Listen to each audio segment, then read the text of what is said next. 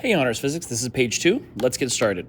So now we have a two-dimensional force problem. We have an object that is being pulled at a angle. It's 180 Newton tension force, and it's 33 degrees above the horizontal. And that means, right, it would have to be broken into its X and Y components. So let's call that force tension X, force tension Y, and the existing forces, right, such as the force of gravity, are still present.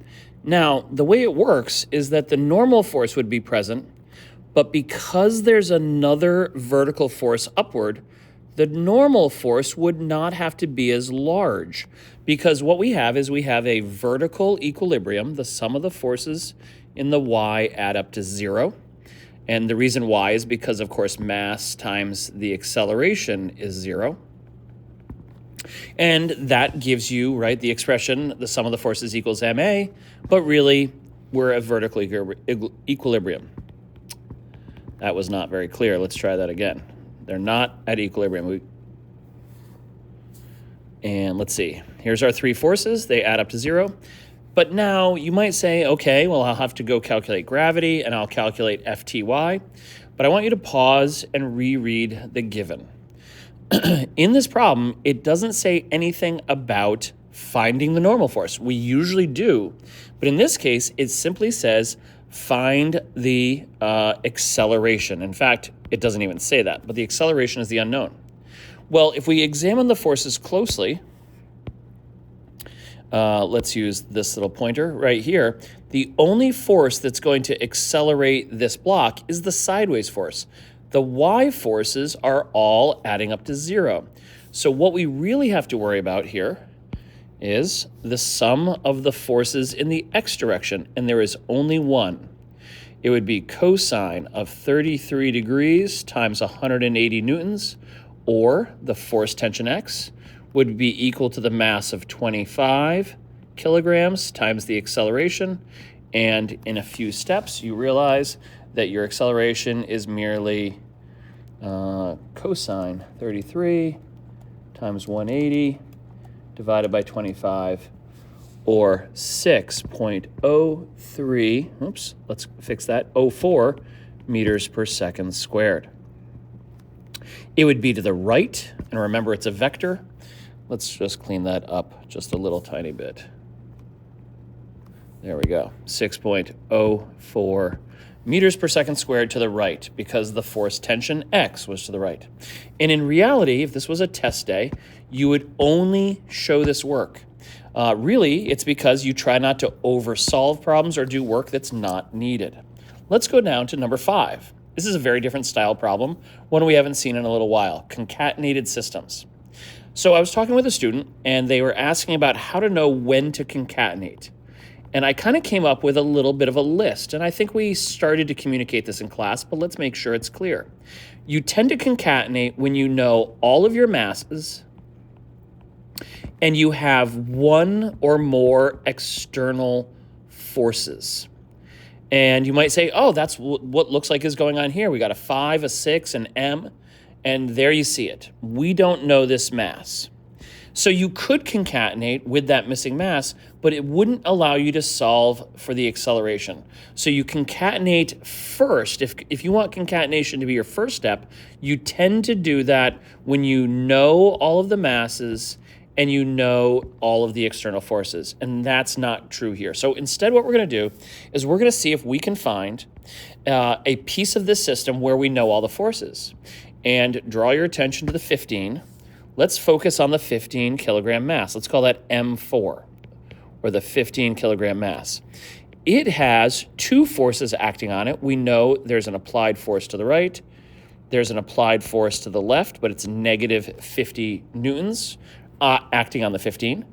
And from that, we can just simply find the acceleration on block 4 is equal to the sum of the forces on block 4 over its mass. So we've got a positive 50 Newton force, 100 minus 50, divided by a mass of 15 kilograms, or an acceleration of 3.33 meters per second squared. To the right, right? The 100 is bigger than the 50, so the system is moving to the right. That's the acceleration of what? That's the acceleration of block 4. But what we're going to do is we're going to then realize, oh, wait a minute. If we do discrete analysis first, maybe instead now we're going to use concatenation. And let's try that. Let's see what happens when we concatenate. It is going to be the best strategy. We've got 5 plus 6 all grouped together. That's 11. 11 plus 15, 26. But we have a mass now of 26 plus m. And we're going to acknowledge that there are vertical forces that are at equilibrium. And what's the only other external force acting on the system? And that is the 100 Newton force to the right. That's the external force. It's outside of the range of the system. It's to the right of all 4. And now what you see, you can do the sum of the forces on the system equals the mass of the system times its acceleration. And the sum of the forces is positive 100 newtons. The mass is 26 plus m. The acceleration is 3.33 meters per second squared. And with a little rearranging, we have 100 divided by 3.33. Then we subtract 26, and you get 4. Oh, interesting. Yeah, I guess that looks right. Subtract 26, and you get a mass of about 4 kilograms. And you might say, oh, yeah, it makes sense. It doesn't have to be an integer or a whole number like that just because the other blocks are, but it did work out to be a 4 kilogram mass. Here's another system of objects, so maybe we're going to use concatenation here, and there are many strategies. So here's one of them. We have a 70 kilogram mass, and we have a 20 kilogram mass. I was asked by one student, if they're not the same mass, can we still concatenate them? And you very much can, right? Think of the problem above. So do you want to concatenate first? Well, let's see what we have. Do we have the force of tension?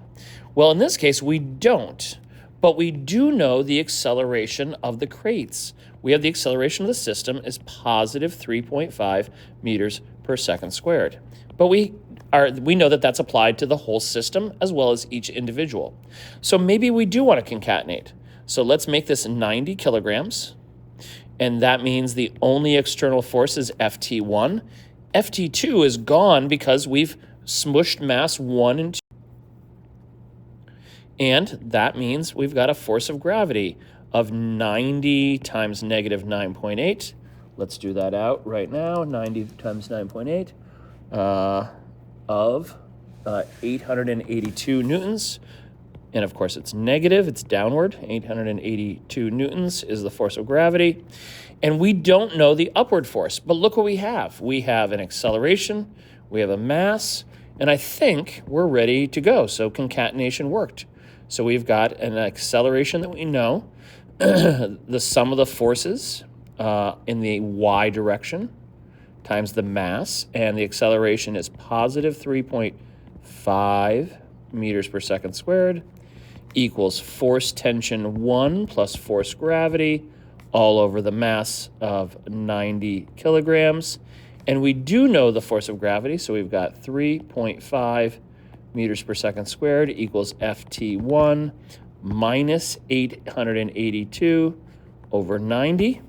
Let's cross multiply. 90 times 3.5, 315 newtons equals Ft1 minus 882 newtons. Add 882 to both sides, or a force of tension 1 of 1,197 newtons.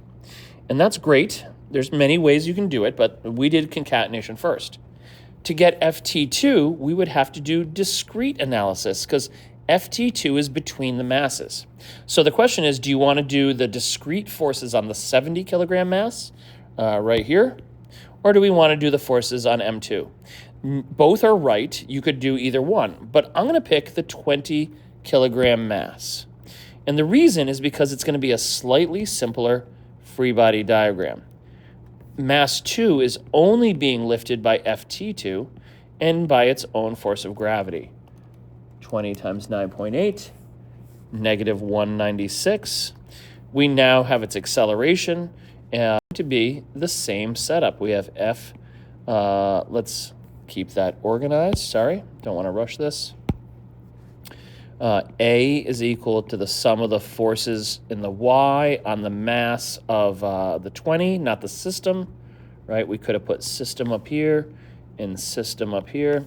So the acceleration is still 3.5 ft2 minus 196 over a mass of 20. 20 times 3.5 plus 196, or 266 newtons.